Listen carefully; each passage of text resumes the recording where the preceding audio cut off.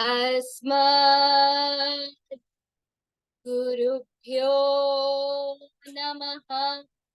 अस्मद् परम गुरुभ्यो नमः।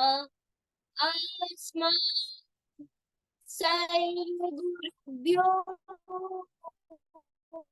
नमः। श्रीमते रामानुजाय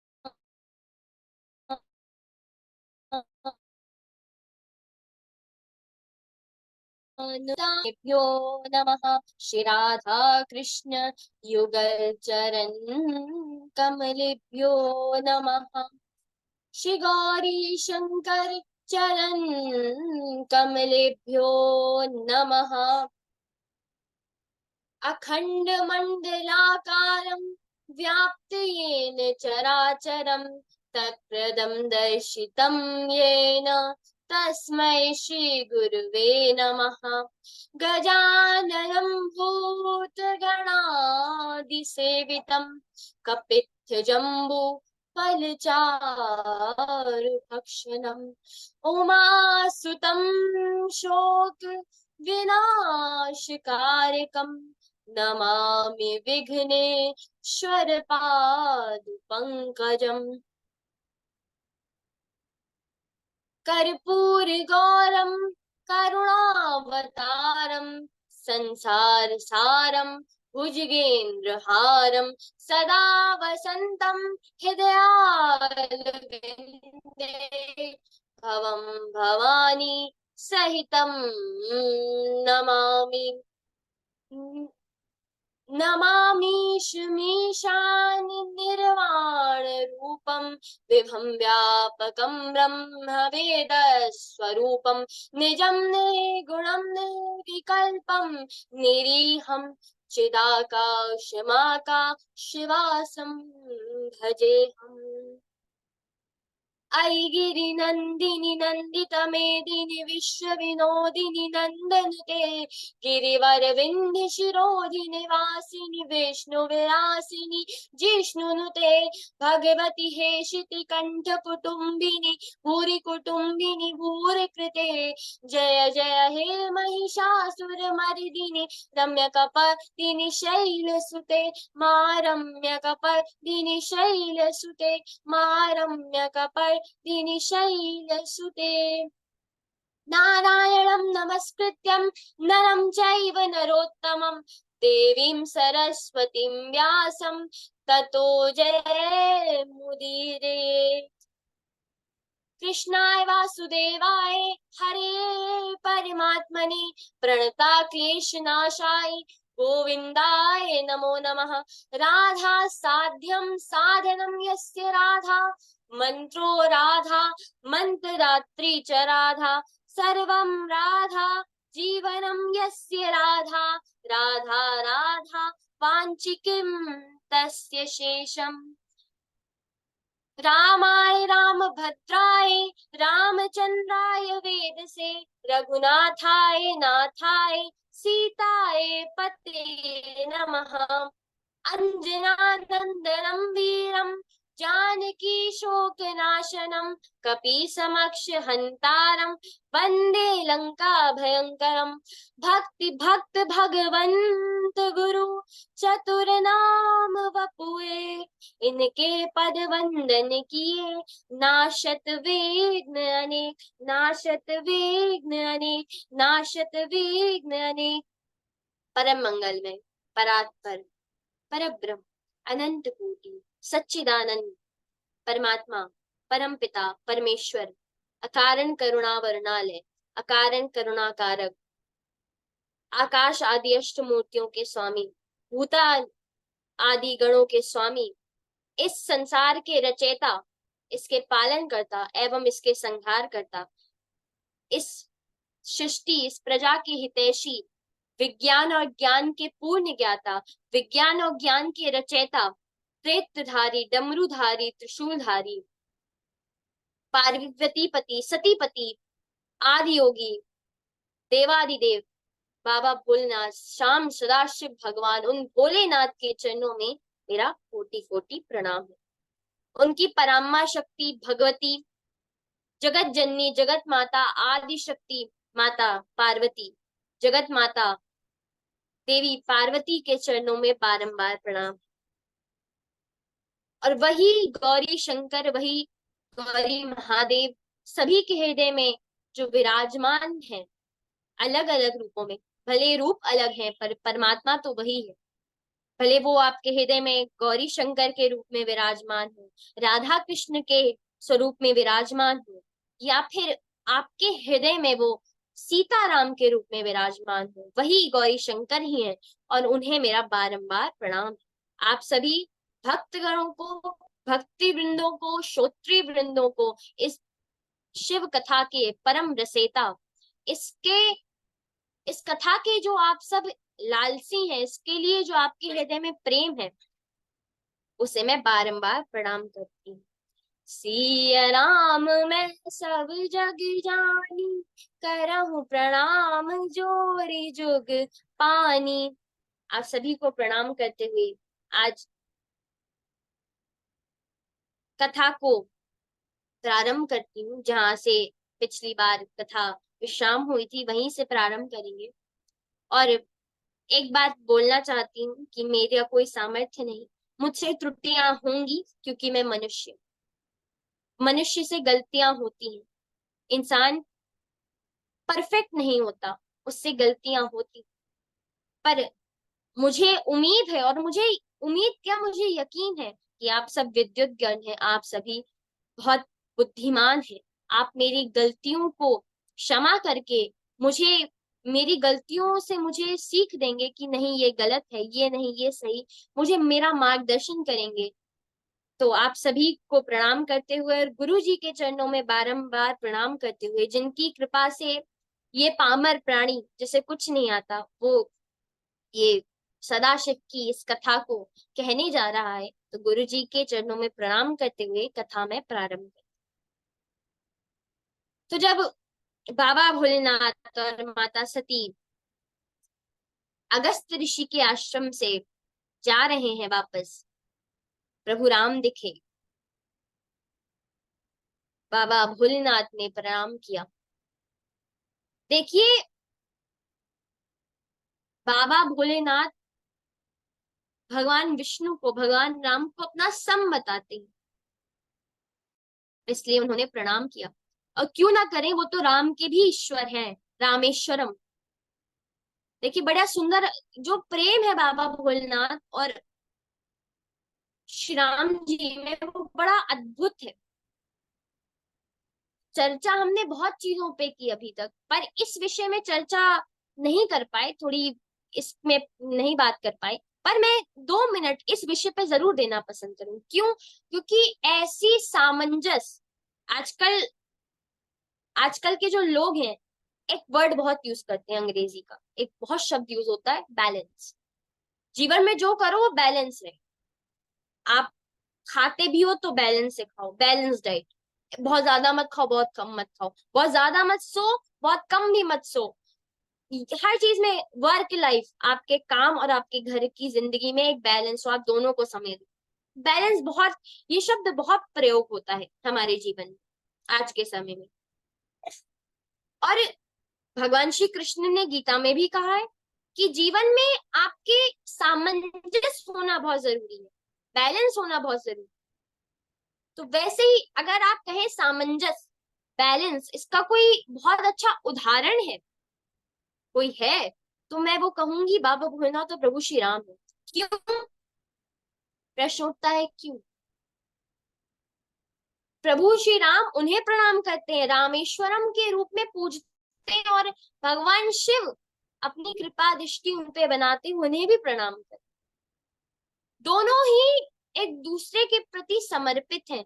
दोनों ही अपनी अपनी, अगर कोई वैष्णव कहेगा वो कहेगा राम जी बड़े, कोई शैव कहेगा नहीं बाबा भोलेनाथ बड़े। पर एक बात बड़ी समझने वाली है कि भले तुम कुछ भी कहो, भले शिव जी भले तुम्हारे लिए या राम जी बड़े, पर प्रणाम तो एक दूसरे को करना पड़ेगा। क्यों? क्योंकि स्वयं आपके इष्ट देव करते हैं। रामेश्वरम कौन है? तो दो उदाहरण दिए गए, दो बात बताई गई वाल्मीकि रामायण में। पहली, रामस्य ईश्वरा यस्य, राम ईश्वर है, तो राम जिनके ईश्वर है, किनके ईश्वर, वो है रामेश्वर, जिनके राम ईश्वर है, जिनके राम इष्ट है। और दूसरा उदाहरण बड़ा सुंदर है, जो राम के ईश्वर है वो बाबा भोलेनाथ रामेश्वर। बड़ा सुंदर सामंजस्य है। तो प्रभु ने प्रणाम किया राम जी को, बाबा भोलेनाथ ने, यहाँ माता सती को मन में भ्रम आ गया, क्योंकि जो राम जी जिस वेशभूषा में है और जो वो कर रहे हैं, जहां, क्योंकि सीता जी का भी हरण हो चुका, तो राम जी ढूंढ रहे हैं सीता जी को और कह रहे हैं, हे खग हे मृग हे मधुकर श्रेणी तुम देखी सीता मृगनेनी। ढूंढ रहे हैं सीता जी को, एकदम विरह में है, रो रहे हैं, सीता जी के लिए बार बार पुकार रहे हैं। तो संदेह आ गया कि ये भगवान है, और यही पूरी बात खत्म, पूरी बात खत्म। जिस दिन आपने आपने अपने मन के संशय को, अपने संदेह को जीतने दिया अपने ऊपर, उस दिन आपका अस्तित्व खत्म होने वाला। आचार्य चाणक्य नीति में बड़ी अच्छी बात कहते हैं कि कुछ लोगों पे कभी भरोसा नहीं करना चाहिए। किन पे? पहली, नखी नाम च ननी नाम। नखी मतलब जिसके नाखून हो, जिसके बड़े नाखून हो, जैसे सिंह के, जैसे शेर के बड़े नाखून होते हैं, या किसी भी जानवर के जिसके बहुत बड़े नाखून है, नखी नाम, उस पे कभी भरोसा मत करो। जब तक तुमने पाला शेर को तब तक तो प्रेम करेगा, किसी दिन तुम खाना देना भूल गए और तुम्हारे पास कोई सेफ्टी है नहीं शेर से बचने की, शेर से कहाँ जी पाओगे? शेर तो बड़े बड़े, कुछ भी लगा लो, कितने बड़े सिक्योरिटी रख लो, शेर तो सबको मार देगा। किसी दिन तुमने उसे भोजन देना भूल गए, बड़े बड़े उसके नाखून तुम्हें ही खा लेगा वो। इसलिए जिसके नाखून हो उस पे कभी भरोसा नहीं करना चाहिए। Never trust a person who have nails और क्लॉज। आचार्य चाणक्य कह रहे हैं जिसके नाखून हो, नखी नाम। दूसरा, श्रृंगी नाम, जिसके सींग हो, बैल, बारहसिंघा, ये सब बड़े खतरनाक जीव है, जिसके सींग हो उस पे भी कभी भरोसा नहीं करना चाहिए। नखी नाम च नदी नाम, श्रृंगी नाम। फिर नदी का भरोसा मत करो जिसके आसपास कोई पेड़ ना हो। बहुत नदियां होती हैं जिनके आसपास पेड़ होते हैं, पर जिन नदियों के पास कोई पेड़ ना हो उसके पास जाओ नहीं। क्यों? क्योंकि उसका वेग इतना है, इससे वहां कोई पेड़ टिकता नहीं। नीचे उसका समतल में बहुत वेग है, और जब बहुत वेग होता है समतल में तो वहां आसपास पेड़ नहीं उगते, और कब बाढ़ आ जाए उसमें पेड़ तभी बह जाते हैं उसके। इसलिए ऐसी नदी के पास भी मत जाओ। फिर शस्त्रधारी नाम, जिसने कभी शस्त्र धारण किया है। आप युद्ध भूमि में हो, किसी ने शस्त्र धारण किया, उसने कहा, उसके पास शस्त्र, उसने कह दिया चलो युद्ध रोक देते हैं, कोई बात नहीं, मत करो भरोसा। क्यों नहीं? क्योंकि तब मार रहे, क्या पता उसके पास शस्त्र है। फिर बड़ी अच्छी बात बोली, जिस स्त्री के बारे में आपको परिचय ना पता हो, जिस स्त्री को पहले से ना जानते हो, उस पे कभी कभी भी जाके कभी उस पर ट्रस्ट नहीं करना चाहिए, कभी भी जाके उस पे भरोसा नहीं करना चाहिए। क्यों? दानवों ने किया था मोहिनी जी पे, भगवान मोहिनी रूप में गए थे, जानते नहीं है, पर जो मोहिनी भगवान को जानते नहीं पर भरोसा कर लिया। इसलिए आचार्य चाणक्य ने कहा, जिस स्त्री का पहले से पता ना हो, कौन है, परिचय ना हो पहले से, उस पर कभी भरोसा नहीं करना चाहिए। फिर लिखा आचार्य चाणक्य ने कि और किसका भरोसा नहीं करना चाहिए? राजा के कुल वालों का, जो राजकुल है, इनका कभी भरोसा मत करो। क्यों? कौन से काम के तुम्हारी बलि चढ़ाने, क्या पता, राजा के लोग हैं भाई, तो राजा के कुल पे भरोसा मत करो। अंत में किस पे भरोसा नहीं करना चाहिए? परमात्मा के प्रति अगर आपके मन में कोई संदेह उठा है, तो मन की इन खुराफातों पे कभी भरोसा नहीं करना चाहिए। जो मन ने कहा वही सही नहीं, मन की बात, मन के ऊपर आपको बुद्धि दी गई, और बुद्धि से ऊपर क्या है? विवेक। अगर मन कुछ बोल रहा है, मन की बात पे कभी भरोसा मत, बस मन ने कह दिया, मन ने कह दिया तो हो गया। मन में संशय आ गया परमात्मा है कि नहीं, तो मान लिया। मन से ऊपर बुद्धि दी और बुद्धि से ऊपर आपको विवेक दिया। विवेकता से सोची, अरे अगर सिंपल सी बात समझते, अगर इस संसार में परमात्मा नहीं है तो ये संसार चल कैसा? आप सो जाते हैं और आपका शरीर कैसे चलता है? आप तो नहीं होते हो ना, आप तो सो जाते हो। आपका ब्रेन कैसे वर्क करता है? कौन बताता है आपके दिमाग को कि भाई ऐसे सांस लेना जब ये व्यक्ति सो रहा है, तुम तब भी सब करते रहना? आपके शरीर के सारे अंग चलते रहते हैं, सारे ऑर्गन चलते रहते हैं, कौन बताता है उनको? फूल अपने आप खिलता है? कोई फूल को जाके बताया फूल भाई खिल जा? बताता है कोई? नहीं बताता। इस सृष्टि में जो है वो अपने आप, जो भी चीजें हो रही हैं, जन्म व्यक्ति अपने आप लेता है। आप सांस लेना आपको कोई बताता है कि बेटा ऐसे सांस ली जाती? खाना कोई सिखाता है? छोटे बच्चे जो उनको मिलता है मुंह में डाल लेते हैं। कोई सिखाता है बेटा खाना ऐसे खाया जाता है? सोया ऐसे आता है सोना? कोई सिखाता है? नहीं सिखाता। कोई नहीं सिखाता। तब भी आपको सब कैसे आता है? क्योंकि कोई है जो आपके बुद्धि में, आपके मस्तिष्क में, आपके ब्रेन में आपको ये पहले से बता के भेजा। और सबसे अच्छी बात तो यही है कि जब कोई क्रिएशन होगी, कोई आविष्कार है, तो आविष्कारक तो होगा ही। अगर क्रिएशन है तो क्रिएटर भी तो होगा। पर हम लोगों की बात मान लेते हैं। लोग कहते हैं, दो लोग आते हैं हमसे कहते हैं भगवान नहीं, हम मान लेते हैं। तो ये सामने वाली की गलती नहीं कि उसने कहा, उसने आपको मैनिपुलेट किया, उसने आपसे 10 बातें कही, आपको इधर उधर की बातें समझे, आपने कहा भगवान ही नहीं। उसमें उस व्यक्ति की गलती नहीं, आपकी स्वयं की गलती, कि आपका विश्वास इतना हल्का था कि किसी ने 2-3 बातें बोली, बस विश्वास हो गया। ये कैसा विश्वास है? विश्वास हो तो दृढ़ विश्वास हो परमात्मा में। स्कंद पुराण में एक बहुत अच्छी कथा आती है। चंद्रसेन नाम का एक बहुत बहुत ही धर्मात्मा व्यक्ति था। वैसे तो वो वर्णाश्रम धर्म से वैश्य था। दुकान थी उसकी छोटी सी, उसमें वो वस्तुएं बेचता था। जैसे आज किराना की दुकानें होती हैं, वैसे ही वो भी सब बेचता था वैसे ही। और बेचता था, अपना घर चलाता था। उसकी पत्नी भी उसकी तरह थी, एकदम पतिव्रता, अच्छी, बहुत धर्मात्मा था। शिव जी का बहुत बड़ा भक्त, शिव जी की पूजा में ही दिन रात बिताता था। और शिव जी की पूजा करता था, सब करता था, बड़ा अच्छा था।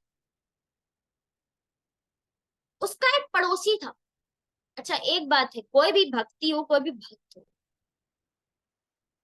उसके जीवन में एक वो व्यक्ति होता है जो उसके काम में टांग अड़ाता है, जो उसको बार बार कहता है अरे क्या करे, अरे जीवन का मजा लो, खाओ पियो मौज करो।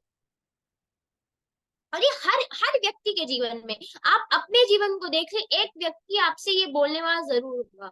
आप परमात्मा की सेवा ना करें तो भी आपसे बोला जाएगा कि भगवान को नहीं माने, और आप करो तो भी आपको कहा जाए तो भैया कर ही लो, भाई बढ़िया है। तो बड़ा भक्त था। उसका एक पड़ोसी था, उसका नाम था सत्यव्रत। नाम जैसा था उसका, वो एकदम उल्टा था। ना भगवान को मानता था, ना कुछ करता था, और इस चंद्रसेन से बड़ा जलता था। बड़े इसके प्रति दुर्भाव रखा था इसने मन में।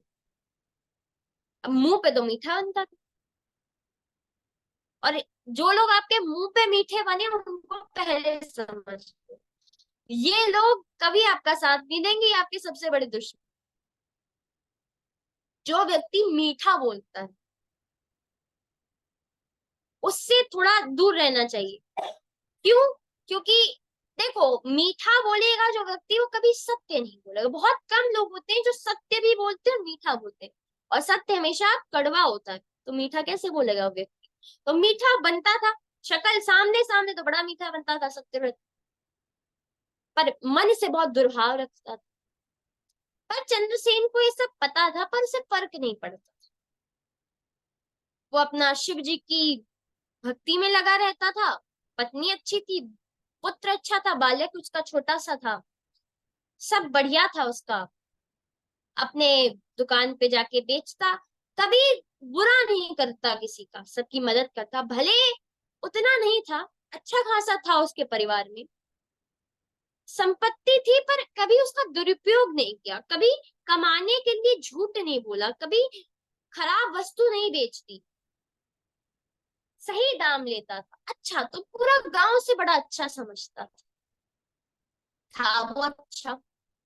पर ये जला जा रहा था उसका सत्रहत पड़ोसी, और पड़ोसी थोड़ा ज्यादा ही जलते हैं, पड़ोसियों की आदत होती है, क्या कोई भी कोई इंसान प्रसन्न है, कोई इंसान खुश है, कोई इंसान उन्नति कर रहा है, तो पड़ोसियों को नहीं पचता, पड़ोसियों को देखा ही नहीं जाता, क्योंकि ऐसे ही होते हैं पड़ोसी, तो उसका भी पड़ोसी था, जी रहा था वो जीवन। अब शिव जी की इच्छा से क्या हुआ, एक दिन उसकी जो पतिव्रता पत्नी थी, वो बाहर गई थी, वो भी काम से गया था, उसका पुत्र घर में अकेला था, चूल्हा जल रहा था, चूल्हे में गया, चूल्हा, माँ भूल गई चूल्हा बुझाना, वो चूल्हा जल रहा था, भट्टी जल रही थी, माँ बाहर गई थी कुछ काम से, तुरंत कुछ घर में खत्म हो गया था, लेने गई वहां, तभी वो शायद 8-9 साल का, 10 साल तक का बच्चा था, वो खेल रहा था घर में ऐसे ही, और वहीं पास में भट्टी के पास ही खेल रहा था, उसका पैर फिसला, वो भट्टी में गिर गया, और उसका गोविंदाय नमो नमः। माँ आई, खूब रोनी, रोई, जब पुत्र नहीं बचा, सत्यव्रत को पता चला, तो वो तो बड़ा खुश हुआ कि अब देखते हैं इसकी, बड़ा धर्मी बना था ना, धर्म, बड़ा भक्त बना था, अब देखते हैं पुत्र नहीं रहा, अब ये देखते हैं इसका सारा धर्म पूरा चला जाएगा। चंद्रसेन आया, पत्नी को देखा, रो रही है पत्नी, पत्नी के पास गया, आंसू पोंछे और कहा क्यों रो रही, कोई बात नहीं, शिव जी की यही इच्छा थी, हम इसी में जी लेंगे। माँ को दुख हुआ उसकी पत्नी को, पर बड़ी पतिव्रता थी, पति के वचनों का मान रखा, और वो भी बड़ी धर्मात्मा थी, कोई बात नहीं सोच के वो भी रह गई। ऐसे कुछ दिन बीते ही थे, और उसकी पत्नी भी चल बस, अब सत्यव्रत के घर में कोई नहीं बचा, अब चंद्रसेन के घर में कोई नहीं बचा, तो उसका जो पड़ोसी सत्यव्रत था उसको बड़ा अच्छा लगा, पर देखा सत्यव्रत ना किसी से अपना दुख रो रहा है ना रो रहा है, हाँ जब अग्नि दी तो 2 आंसू बहे, पर कोई ऐसा नहीं रो रहा है, बहुत परेशान है, ऐसा नहीं दिख रहा, तब भी उसके चेहरे पे वो शांति नहीं गई, वो अभी भी शांत है, वो अभी भी जैसे बुरी परिस्थितियों में हम कर जाते हैं, जब हमारे सामने कोई बुरी परिस्थिति आती है, हम परेशान हो जाते हैं, चेहरे से पता चलता है ये व्यक्ति बहुत परेशान है। पर सत्य व्रत ने देखा कि चंद्रसेन की शक्ल पे तो कुछ दुख दिख ही नहीं रहा, पर कहा चलो कोई बात नहीं, दिख नहीं रहा, अंदर तो होगा ना, मैं वो निकालता हूँ। उसके मन में बस एक ही भाव था कि मुझे चंद्रसेन को बदनाम करना, बड़ा धर्मात्मा बन के दिखाता था ना, मैं बड़ा धर्मात्मा हूँ, मुझे इसका धर्म नष्ट करवाना है, बस इतना उसके मन में भाग गया, और जैसे हमेशा मीठा मीठा बोलता था, आया गले लग गया, और मगरमच्छ वाले आंसू बहाए उसने। आंसू भी 3 प्रकार के होते हैं, एक होते हैं खुशी के आंसू, एक होते हैं दुख के आंसू, और एक होते हैं मगरमच्छ वाले आंसू, और ये भी आप आंखों में देख के पता लगा सकते हैं कि इसके कौन से आंसू हैं। जब कोई इंसान दुखी होता है तो उसके आंसू गर्म बहते हैं, और जब कोई इंसान बहुत सुख में रोता है तो उसके आंसू ठंडे होते हैं, और दुख का आंसू हमेशा आपकी बाईं तरफ की आंख से बहेगा, आपकी लेफ्ट आई से बहेगा, और सुख का आंसू हमेशा आपकी राइट आई से बहेगा, आपकी दाहिने तरफ की आंखों से बहेगा, पहला आंसू, ये भी पता लगाती है। और एक होता है मगरमच्छ का आंसू, जब मगरमच्छ किसी जीव को पकड़ के अपने मुंह में खाता है तो उसकी आंखों से आंसू है, तो मतलब आप सामने वाले को ठग भी रहे हो, परेशान भी कर रहे हो, उसके दुख में जाके आंसू भी बहा रहे हो, आप खुश हो कि उसके साथ ऐसा हो रहा है, पर उसके सामने नकली आंसू है, तो उसने मगरमच्छ वाले आंसू बहाए। हाँ, बहुत बुरा हुआ चंद्रसेन, तुम तो इतने बड़े धर्मात्मा थे। तुम जैसे धर्मशील धर्मव्रत व्यक्ति के साथ ऐसा हो तो धर्म पे धिक्कार है। अरे तुमने इतना धर्म किया, तुम्हारा जीवन अच्छा नहीं है, तुम दुखी हो। कोई नहीं भाई, मैं तुम्हारा दुख समझता हूँ। चंद्रसेन ने कहा कि अरे भाई, मेरे दुख है ही नहीं तो तुम मेरा दुख क्या समझो। तो शत्रुघ्न कहता, नहीं भाई, मैं जानता हूँ तुम्हारे बड़े दुख है, मैं समझ रहा हूँ मेरे भाई, तुम मेरे भाई समान हो, मुझे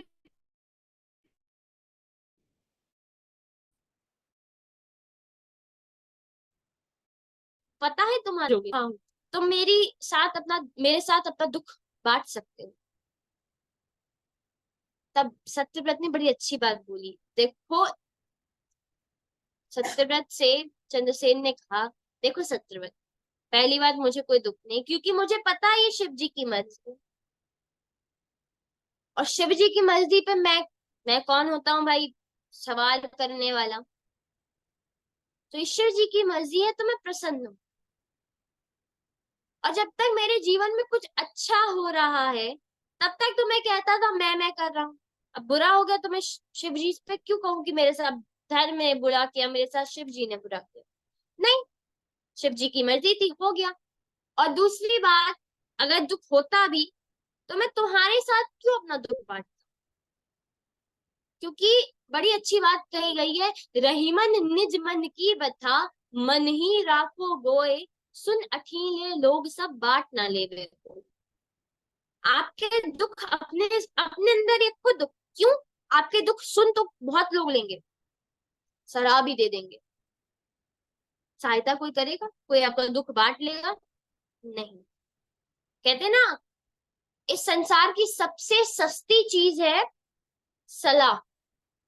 एक से मांग लो 100 देंगे, एक से मांगने जाओ 100 आ जाएंगे देने सलाह। और दुनिया की सबसे महंगी चीज है मदद, 100 से मांगो तो कोई एक देता है, कोई एक करता है फिर। इसलिए पहली बात, किसी को दुख बताना, किसी से सलाह लेने का क्या फायदा। और बड़ी एक अच्छी अंग्रेजी में कोट है, never share your problems to anyone, 80% do not care and other 20% are glad that you have them in your life. कि अपनी समस्या कभी किसी के साथ बांटो नहीं, क्यों, जो 80% लोग हैं, 80% लोगों को तो फर्क ही नहीं पड़ता है। अरे उनकी समस्या वो देखिए, 80% उनको फर्क ही नहीं पड़ेगा। और बाकी बचे हुए 20% जो हैं, वो तो खुश है कि आपके जीवन में दुख है। तो चंद्रसेन ने कहा, मुझे कोई दुख नहीं। और अपना ये जो मेरा मन परिवर्तित करने का तुम कोशिश कर रहे हो ना, तुम छोड़ दो, तुम जाओ अपने। फिर समझाने लगा सत्यव्रत, पर चंद्रसेन ने कहा बस, हाथ जोड़ा, चले गए। और शिव जी के मंदिर में जाके मन में भाव आया उसके। अब देखो, उसने संसार के सामने तो वो जीत गया, पर अंदर से तो वो दुखी है पत्नी और पुत्र के जाने से। तो शिव जी के द्वार पे जाके रोने लगता है, खूब रोता है, खूब रोता है। तभी एक बालक आता है, पीछे चंद्रसेन के हाथ रखता है। 10-11 साल का वो बच्चा होगा, छोटा सा, शरीर में उसके कुष्ठ है, रोग है, पर सुंदर बहुत है। और सत्यव्रत के जो वचन सुन के चंद्रसेन के हृदय में जो कष्ट हुआ, आज वो बालक आके सबसे पहले तो चंद्रसेन के नेत्रों से बहते हुए जल को पोंछता है और कहता है, क्यों परेशान हो। अरे चंद्रसेन, जीवन तो यही है, जो आएगा वो जाएगा ही जाएगा। तुम तो भक्त हो, ये सब छोड़ो और शिव जी की भक्ति में जीवन लगा दो।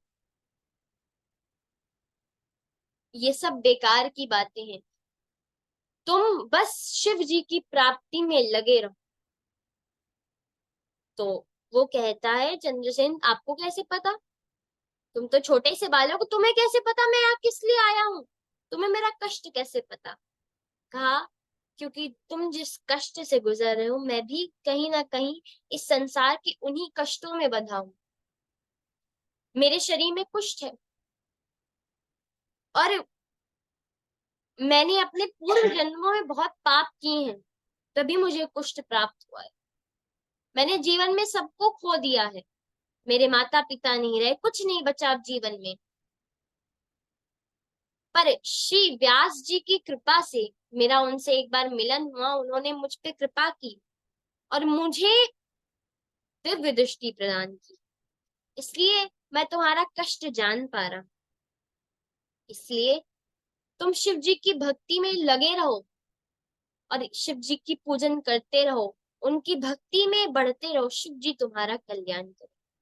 और मैं यहाँ पर 11 दिन रुकूंगा और 11वें दिन इस शरीर को त्याग दूंगा, बस तुम मेरा अंतिम संस्कार कर देना बस। और मैं इस जन्म मरण के बंधन से छूट के शिवलोक बस जाना चाहती। सत्य व्रत की बात सुन के जो मन चंद्रसेन का चंचल हो गया था, वो मन आज उस बालक की बात सुन के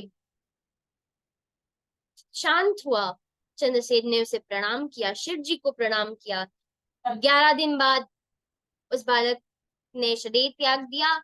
सत्यव्रत चंद्रसेन ने उसका अंतिम संस्कार किया। सत्यव्रत भी आया, देखा कि जो चंद्रसेन है उसने अंतिम संस्कार किया। बात करने आगे बढ़ा कि अरे भाई चंद्रसेन। चंद्रसेन ने जैसे ही देखा दूर भाग गया। वो पहले, इसको अब नहीं देखना, इसके संगत से मेरा मन जो स्थिर था वो भी हिल गया, अब इसकी संगत ही नहीं करती। चंद्रसेन गया घर और अब बस शिव जी की पूजा में लग गया। जीवन उसने उसी शिव जी की पूजा में लगा दिया और अंत में अपनी गति प्राप्त की। बोले सदाशिव भगवान की जय। बहुत समय हो गया गुरु जी, तो कल इसको हम खत्म करेंगे। हो ही नहीं रहा, 4 वर्ष से तब यही टिका। बहुत बढ़िया, कल पूरा करिएगा, बहुत सुंदर कथा है। बहुत अच्छी कथा कही पावनी जी। अच्छा, मुझे एक बात और पूछनी थी, जो आपने उधर अभी बात बताई थी, किसकी थी? चलो क्या मैं भैया रिकॉर्डिंग जी? में देख लूंगा, मैं रिकॉर्डिंग में देख लूंगा। कौन सी वाली भैया जी? मैं ना थोड़ा याददाश्त से कमजोर हूँ, मैं नाम भूल जाता हूँ।